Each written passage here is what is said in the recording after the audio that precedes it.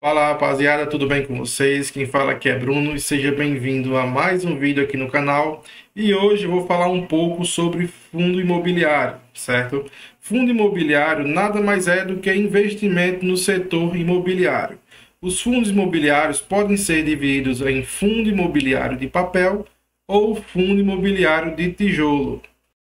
Os fundos imobiliários de papéis nada mais são do que dívidas atreladas ao setor imobiliário. Ele pode ser indexado ao CDI ou ao IPCA.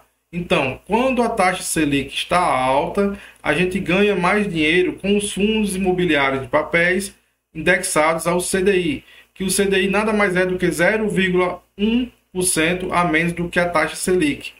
E quando a inflação está alta, a gente ganha mais dinheiro com os fundos imobiliários de papéis indexados ao IPCA. Então, a gente tem que ver que esses fundos indexados ao CDI ou ao IPCA, ele também correm mais riscos.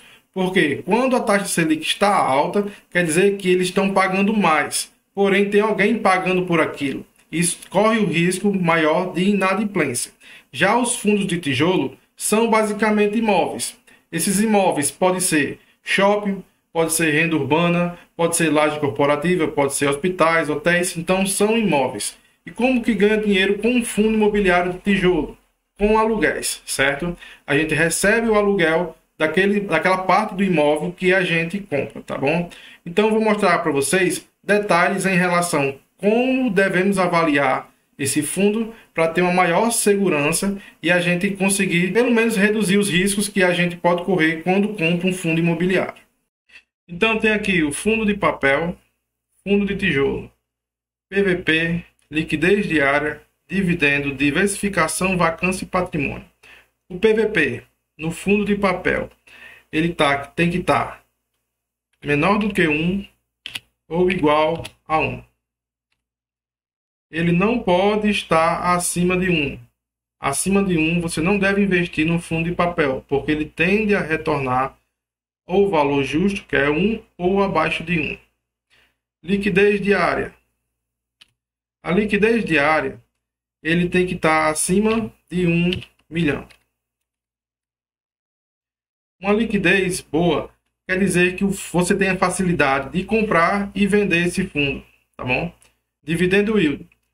O dividendo yield tem que estar de acordo com o fundo de papel que você compra. Se você compra um fundo de papel de baixo risco, alto risco ou médio risco, certo?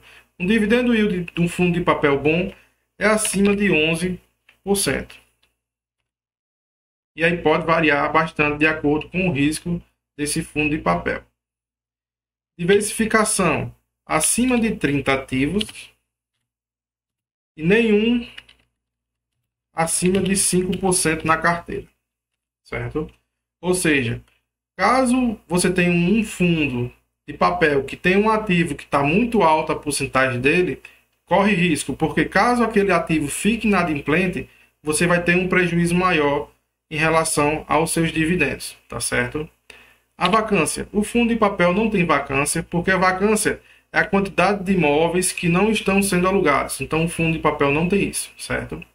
Patrimônio acima de 1 bilhão. Então, você sempre tem que seguir isso aqui, o básico, certo? Fora ver o relatório gerencial. Tem que estar acompanhando o relatório gerencial para ver as novidades em relação ao fundo. Em relação ao fundo imobiliário de tijolo, o PVP pode estar até 1,05. Por quê? Porque o fundo de tijolo tende a se valorizar no decorrer do tempo, certo? Caso seja reavaliado aquele imóvel, ele pode valorizar e alterar esse PVP, certo? A liquidez diária, ele pode estar acima de 1 milhão. É o mais indicado acima de 1 milhão para ter a facilidade de venda e de compra do seu ativo.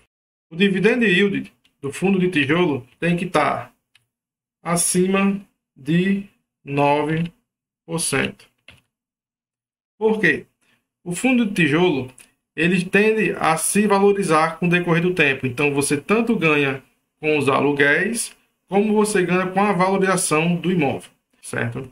Diversificação, mais de 10 imóveis por fundo.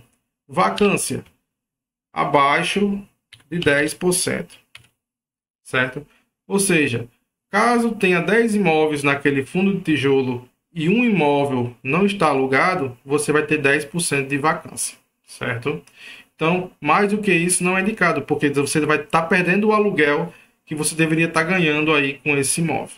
E patrimônio acima de 1 bilhão. Então, isso aqui é o básico que devemos avaliar no fundo imobiliário de tijolo ou de papel. A gente tem que avaliar tudo isso e ler o relatório gerencial também, porque o relatório gerencial vem mostrando em relação a inadimplência ou alterações que eles estão fazendo no fundo, tá bom? Então, por hoje é isso. Obrigado por quem assistiu até aqui e até o próximo vídeo.